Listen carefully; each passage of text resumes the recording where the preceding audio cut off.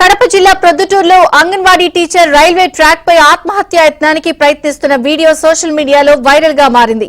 స్థానిక ఈశ్వర్ నగర్ కు చెందిన లక్ష్మి అనే మహిళ వసంతపేటలో అంగన్వాడీ టీచర్ గా విధులు నిర్వహిస్తోంది.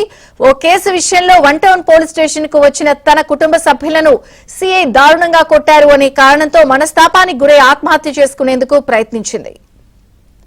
మాకు న్యాయం చేయాలి సార్. మేమైతే ఇప్పుడు చావనికి వచ్చాం సార్. మేము ముగ్గురం మీరేమైనా చేస్తాం సార్. మీ కలెక్టర్ గారు మీరు ఎలాగైనా మమ్మల్ని వీడియో మీ లైవ్ చూసి మమ్మల్ని ఎలాగైనా కాపాడాలని కోరుకున్నాం సార్. ఆ సిఐ వాళ్ళందరూ మేము ఎంత చెప్పినా కూడా విన్నమే లేదు సార్. ఎస్పీ సారు వాళ్ళందరూ పక్కనే ఉన్నారు. ఆపను కూడా ఆపలేదు సార్. ఆ సార్ పిచ్చకపోతుంటే అది మఫ్టీలో ఉండి మరీ కొడతాడు సార్. ఆ సార్ ఎంత చెప్పినా కూడా వినకుండా మమ్మల్ని లోపలికి ఈడ్చుకు పోయి కొట్టినాడు సార్. మా నాన్న బూటకాలతో కొట్టినాడు సార్. నన్ను కూడా మొత్తం హాస్పిటల్కి కొట్టినాడు సార్.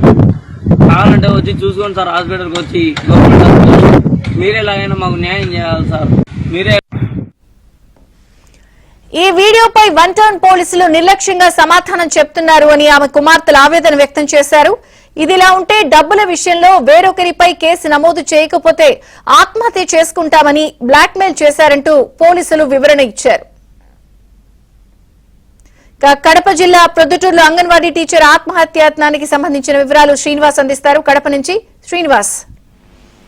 విజయచంద్రిక పొద్దుటూరు పట్టణంలోని ఈశ్వరెడ్డి నగర్ కు చెందిన లక్ష్మమ్మ అనే అంగన్వాడీ టీచర్ ఆమె కుమారుడు నిన్న రైల్వే ట్రాక్ పై పడుకుని ఆత్మహత్యాయత్నాన్ని బలపడుతూ ఒక వీడియో విడుదల చేశారు.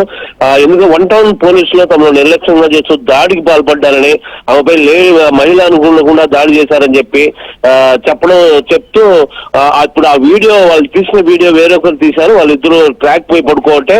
సో ఆ వీడియో అంతా ఇప్పుడు సోషల్ మీడియాలో హల్చల్ చేస్తుంది. సో ఆ వీడియోకు సంబంధించి పోలీసులు అయితే వీరైతే ఒక కేసుకు సంబంధించి పోలీస్ స్టేషన్ కి వెళ్లారు. ఆ పోలీస్ స్టేషన్ లో దురుసుగా ప్రవర్తించారు తమ పైన. అలాగే దౌర్జన్యంగా బెదిరింపులకు పాల్పడుతూ కూడా ఇప్పుడు కూడా ఈ వ్యవహారం మొత్తం కూడా బ్లాక్ మెయిల్ వ్యవహారం అని వన్ టౌన్ పోలీసులు అంటున్నారు విజయచంద్రిక. అయితే వేరే కేసులు అంటే వేరే డబ్బుల పంచాయతీ కేసులో వీరు వచ్చి కేసు నమోదు చేయకపోతే మేము సూసైడ్ చేసుకుంటామని చెప్పి బ్లాక్ మెయిల్ చేయలే కాకుండా మళ్ళా రైల్వే ట్రాక్ పై ఆత్మహత్య ఇదంతా బ్లాక్ మెయిలింగ్ అని చెప్పి పోలీసులు అంటున్నారు Vijayachandrika. Okay Srinivas, thank you. మమ్మల్ని వీడియో మీ లైవ్ చూసి మమ్మల్ని ఎలాగైనా కాపాడాలని కోరుకున్నాం సార్. ఆ సిఐ వాళ్ళందరూ మేము ఎంత చెప్పినా కూడా విన్నమే లేదు సార్. ఎస్పీ సారు వాళ్ళందరూ పక్కనే ఉన్నారు. ఆపను కూడా ఆపలేదు సార్. ఆ సార్ పిచ్చకపోతుంటే అది మఫ్టీలో ఉండి మరీ కొడతాడు సార్. ఆ సార్ ఎంత చెప్పినా కూడా వినకుండా మమ్మల్ని లోపలికి ఈడ్చుకు పోయి కొట్టినాడు సార్. మా నాన్న బూటకాలతో కొట్టినాడు సార్. నన్ను కూడా మొత్తం హాస్పిటల్కి కొట్టినాడు సార్. కావాలంటే వచ్చి చూసుకోండి సార్. హాస్పిటల్